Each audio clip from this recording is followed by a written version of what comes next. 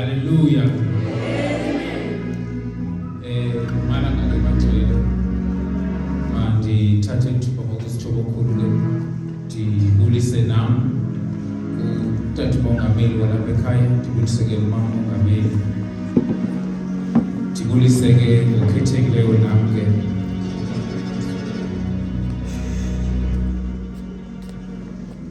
ndibulise ke ngokhethekileyo ke nam umakhulu umama wethu, amen, uMancwane. Siyabusiseka ke nathi tata umfundisi xa ungasiphathela, amen, ngoba uyintsikelelo ebandleni lethu. Haleluya. Siyabonga kakhulu ke banxele. Malanga ke emnyakisweni ke ayindanga inkonzo esingena kuyo, kodwa ke mama umfundisi ngemvume yakho uba besiqhela ukwenza isidlo senkosi imizuzwe emibili, ndicela nje emithathu, ngoba ke iyona mini yePasika ke namhlanje, amen, yesidlo senkosi. Haleluya. Uzukonde ke ispecial ndifana ukuyiphi igama, lithi ke igama lesi sidlo sethu sanamhlanje, uze ungalincashi ivangeli. Amen. Uze uthi mzalwane wami ungalincashi ivangeli, ngoba kwixesha elinzima abazalwane esathi uMshumayeli abanqophisa ngendlela emangalisayo nothixo, kodwa kusophela inyanga okanye iveki suke balincatshe ivangeli. Le nkonzo ke bazalwane ikuMarko lesizawuyenza. Ngiyathanda ke sithi nje sikhumbuzane kafutshane bazalwane, ngoba namhlanje sikwiveki okanye sikwiveki ezimbini phambi kosuku namhlanje. Uba kuthiwa ke bagcwele siya eBhayibhileni, ngokwazi eBhayibhileni, namhlanje siphaya kwincwadi kaMarko, amen. Haya singayityhili sikuMarko chapter 15 ukusuku utata umongameli namhlanje. Biblically bakuthethwa ngoLwesihlanu wePasika sikuMarko chapter 15. Babe kuthiwa ke sikwenye indawo ngesicangcathi apho kupha kuMarko chapter 15 sicacisa ngosuku namhlanje. Kodwa ke ngoku inkonzo le esizoyenza inkonzo eyenzeke kwiveki epheleleyo phambi kokuba sifike kuchapter 15 kaMarko. Andithi bazalwane, ngoba uchapter 15 uthi ukubethelelwa kukaYesu emnqamlezweni. Haleluya. Uchapter 15 kwincwadi kaMarko uYesu ubethelelwa emnqamlezweni. Yayenzeka namhlanje ke loo nto ngoLwesihlanu. Andithi ngomgqibelo uYesu uyothatha into zethu mamundende ezantsi eHadesi, uyothatha izitshixo eyosivulela ngecawe. uYesu uya nento zethu, amen. Leke esiyenza inkonzo yenziwe kwiveki ephele phambi kokuba kuzofika uFriday wanamhlanje. uYesu wenza le nkonzo sizawuyenza namhlanje phambi kokuba aye emnqamlezweni, phambi kokuba kufika uFriday. Kuba bekuthiwa ke sithetha ngamanani okanye ngeentsuku, mhlawumbi ke ndithi ke ibiyenzeka kule veki ngapha kwalephelile. Zihamba iintsuku esematyaleni zihamba sazofika kuchapter 15 namhlanje. Namhlanje ke umhla kaFriday sipha ku-15. Ndithanda ke sibuye umva ke thina into azandifundela ke kuMarko chapter 14. Ndifuna nje isihloko phaa. Uthi chapter 14 isihloko sam kule Bhayibhile yam, uYesu uverse 1 kuchapter 14 kwincwadi kaMarko. uYesu uyabhungwa, amen. Kukhaphozi yakhona ke siyolungiselelwa izinto zethu. Ihambe ke uverse 3 uzamfumana phaa ithi phaya ukuthanjiswa kukaYesu inyawo. Yonke ke le nto ibiyenziwa kwezi veki ziphelileyo. Andithi bazalwane, uYesu ukhapha yakho kukho into ezizakwenzeka ngenxa yobomi bethu. Kulo mnikelo ke bagcwele kwakulungiswa lo mnikelo ngoba uThixo wanikela ngonyana wakhe. Yile nkonzo sizokhumbuzana ngayo namhlanje. Xa ifunda ke sihamba nayo bagcwele, thana nje sivele sithi nje sijonge isihloko, sizawufunda nje indawo beyi-1 uverse 10. uJuda uceba ukuncatshwa afika kuverse 10. ingakho ndithi ke sithi isihloko sami emva koba kutyiwe iPasika kukhona umuntu owancatsha uYesu. Ingakho ndithi ke xa sizothatha apha namhlanje ithe enhlizweni yakho ndingaze ndilincatshe ivangeli. Ndingaze ndilincatshe ngoba ave abantu behlekisa ngo-URC. Kuthiwa ungeke wena ukhonza kutata umongameli uSibongo, wena nje ithethe ukuthi uncatshe ivangeli. Uncatsha le nto ezinkulu ezithethwa apha uphume xa ufika ekhaya ufike uncatshe ivangeli. Ithi ke into yam xa uzothatha namhlanje uze ungalincatshe ivangeli. Hallelujah. Isho into yam namhlanje senhlizweni yakho ungalincatshe ivangeli. Verse 12 chapter 14 bazalwane kwincwadi kaMarko chapter 14 verse 12 uYesu phaya utya iPasika. Amen. Bathi abafundi bakaYesu xa ufika phaya verse 12 Yesu sizayityela iPasika. Ilule impendulo kaYesu ithi ngena nesixekweni nizobona umuntu ophethe iemere ze nimlandele. Nithi nakufika apho azawungena khona nilandele nje. Xa nifika kuze nibuze uba iPasika izawutyelwa phi, ivenyu nizayifumana apha. Xa befika nyana esixekweni bafika kunjalo, bafike banikwe igumbi liphezulu. Kwathiwa iPasika izawutyelwa apha. Ilapho ke wethu ke namhlanje bangcwele xa sizotya apha. Emalanga xa behleli kuloo ndawo uYesu ke wafika. Ndicela ke siyifundekele indawo. Verse 19. Anifundele ke umuntu. Baza ke baba buhlungu besithi kuye ngabanye ngabaya kuba ndimna. uYesu xa efika apho ufika ukudiliza umphanga kumandi kuzawutyiwa iPasika. Ivenyu ifunyele uthe uYesu hambani nizayibona yonke into ayithethile yaba njalo. Kodwa xa befika apha emalanga sebeyityile iPasika uYesu ebenzela umthendeleko. uYesu ethetha nabo. uYesu udiliza umphanga into ebuhlungu bonke babengayiqondi uthi phakathi kwenu bazalwane ukhona ozondincatsha. Amen. And babengayiqondi uthi omnye ayindini ingaba ndimna Nkosi ingaba ndimna. Amen. Xa sesityile bazalwane emthendelekweni sesifikile sesifumene nathi ivenyu yePasika sizawuthatha endileni. Kukho apho uYesu azoya khona apha ezobethelele. uYesu wenza umnqophiso omtsha njengomnikelo owanikelwayo. Kodwa bangcwele sengathi bangabi nguPetros wevangeli. Uthi sowuthathile kuthi kanti ngomnye wabantu abajikela ngaphaya basengele phansi ivangeli lethu. Kuthi kanti kukhona abazalwane abajikela ngaphaya babelutsha apha wathi wathenjiswana ngezimali ejikela ngaphaya eyoncatsha uYesu. Kukho abantu bafike bayoncatsha ivangeli ngoba xa ungaphili kakuhle uncatshe into esiyenzayo. Uncatsha abashumayeli, uncatsha abantu abamisa ivangeli kwindawo yakho ngoba kukho indawo engeke uyimise intente ukuthi hayi ngeke siyivele lo ithethayo. Ngoba obani benzi kukho indawo kuthiwa abefuna sixeleni ngabasindiswa. Content ingema kukho abantu abalincatsha ivangeli. Amen. Ndicela ngokufundele verse 22.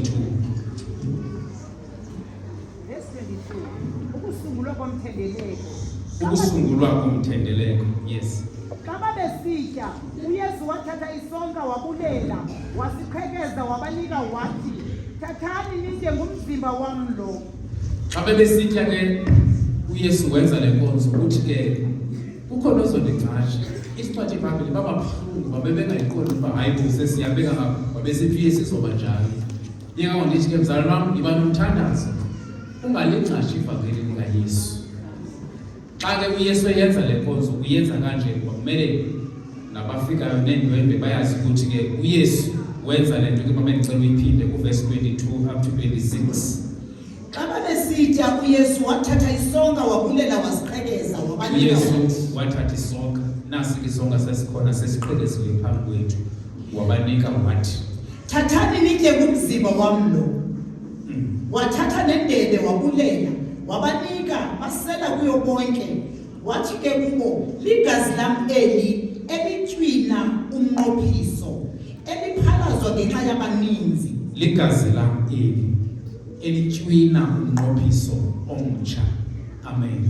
Ndicela ke mama kundibuyele umva kwincwadi yemfuduko Exodus 24. Ukhona nje umnqophiso uThixo apho wayesithathe khona. Hayi ndibuyisa nje ingqondo bazana sike sithi nje refresh. Kwincwadi Exodus 24 verse number 7 and 8. Izoba imfuduko ke mhlawumbe 24. Singahambanga ke phaa ku-26. Incwadi yemfuduko Exodus 24 verse 7-8. Verse 7.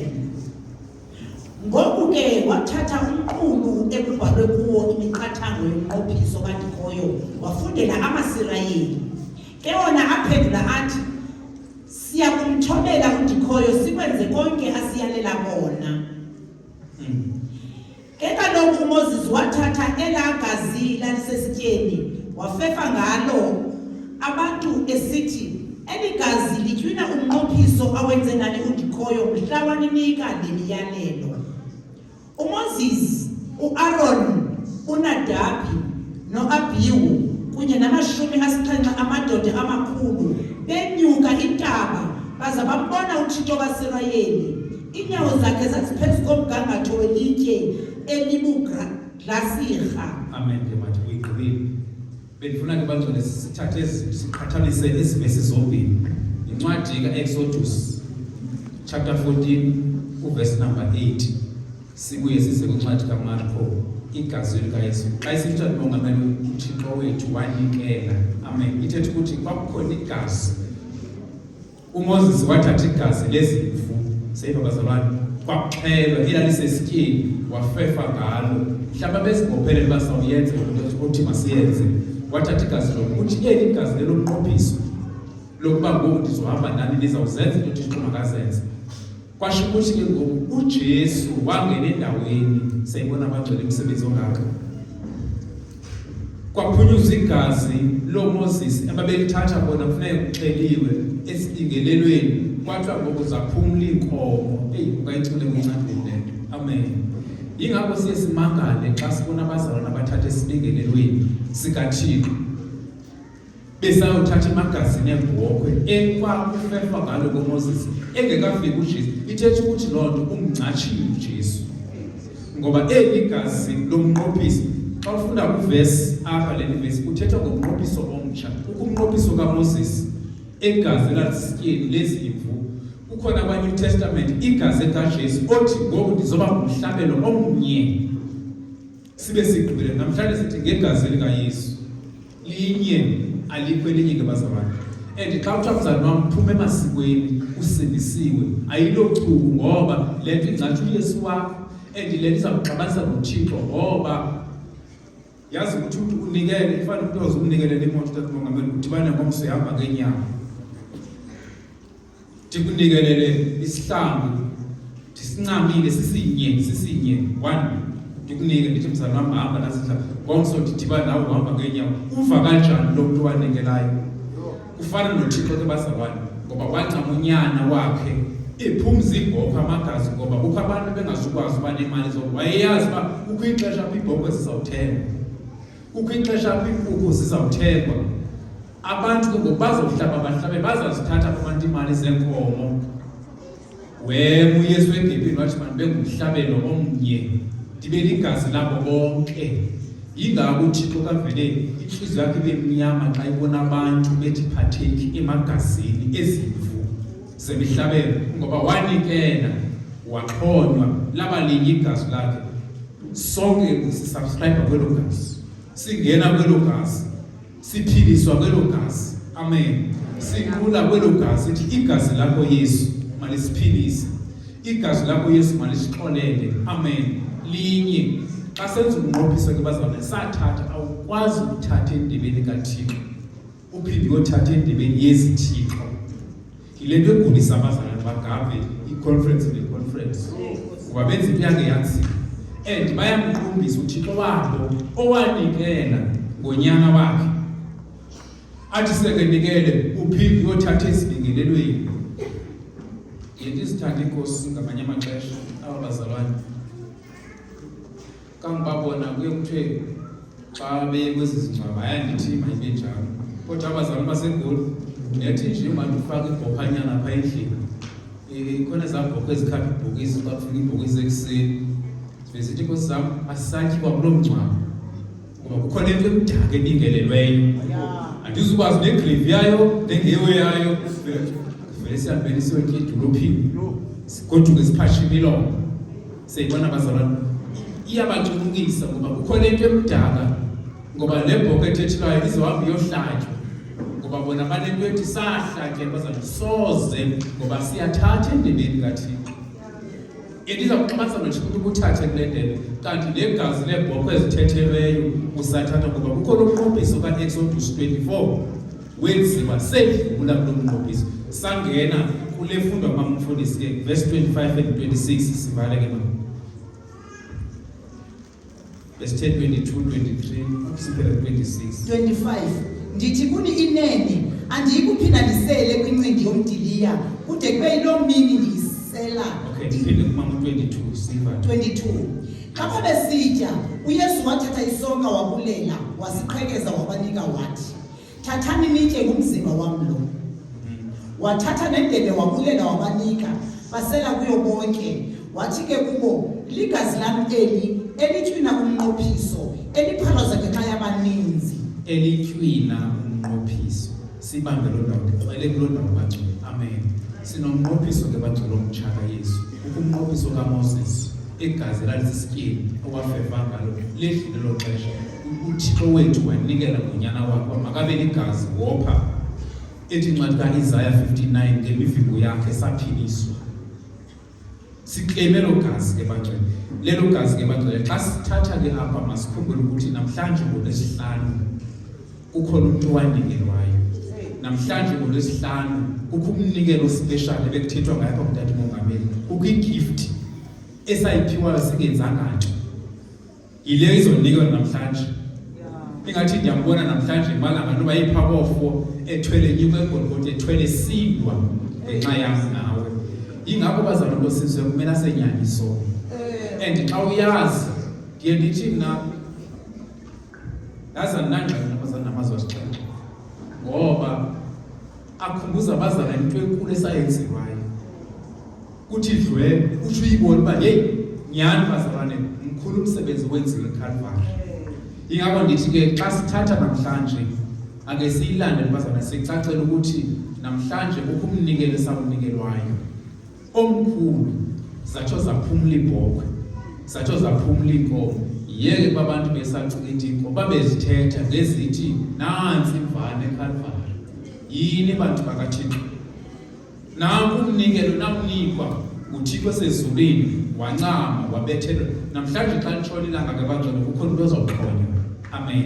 Ngenxa yezono zenu elagazi bangcwele sizokhumbuza ke malanga ke xa sizothatha apha singathathi bangcwele kule ndebe siphinde siyothatha ezithixweni. Xa senza ke bangcwele le nkonzo yePasika moya kaPetros unganifumani ukungcasha ivangeli. Mhlaba behleli besenza iPasika umphanga oqala phambi kuba kutyiwe owadizwa nguYesu wathi phakathi kwenu kukho nozolincasha apho ndiyakhona. Amen. Ingakho ndithi ke bangcwele xa sothatha ungalincashi ivangeli lethu. Amen. Thatha kwindebe kaThixo ukhumbule ukuthi namhlanje safelwa ngomso uJesu phansi emathunjini omhlaba uyothatha into zethu. Amen. Ngecawe uYesu uphethe isijixo sezulu. Amen. Nathi sasiphansi lingasifanelanga ivangeli kodwa namhlanje sithi siyaya ezulwini ngenxa kaYesu. Cela sifakamele. Bawethu onxele senkosi yethu uKristu siyabonga. UnguJehova igama lakho. UnguThixo wethu singabantu bakho. Moya ongcwele sibonga umsebenzi ophelele waseCalvary. Thixo wabona amandla nani bandla lakho. Siyabonga Nkosi yami igazi lomnqophiso omtsha. Thixo wethu onamandla xa sizawuthatha moya ongcwele siyakhumbula umsebenzi waseCalvary. Thixo wethu onamandla nceda Nkosi yami imizimba yethu. Nceda Nkosi yami nani bandla lakho faka ukomelela ngegazi lakho linamandla. Sityala umoya Thixo wabona amandla wokunyanya isono ngegama lika Yesu Kristu uMnazaretha. Thixo thona amandla sizothatha ke ngongcwele sikhumbula umsebenzi waseCalvary. Sithi Nkosi Moya Ongcwele uYesu wanikelwa egameni nasegunyeni kaYesu Kristu. Amen. Ndizocela ke bangcwele senze nje size bangcwele sizothatha